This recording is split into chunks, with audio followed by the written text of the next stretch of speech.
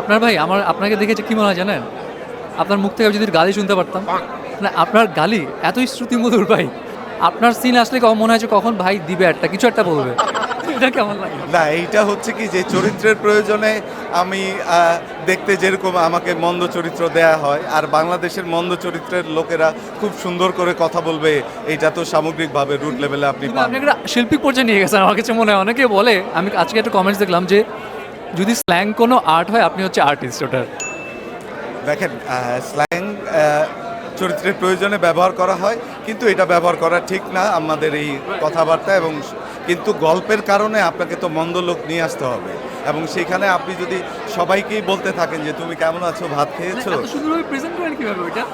ওইটা আসলে যখন আমি অ্যাক্টিং করি, ওই চরিত্রে ধারণ করি, ওই চরিত্রটাকে নিয়ে এগিয়ে যাওয়ার চেষ্টা করি, তখন তো আসলে এইটা একটা ম্যাজিক তৈরি হয়, এটা একটা গিফটেড সিচুয়েশন তৈরি হয়। আপনি চাইলেই আসলে আমি এই মুহূর্তে আমার করা চরিত্রগুলো হয়ে উঠতে পারবো না, ওইটার একটা প্রসেস আছে।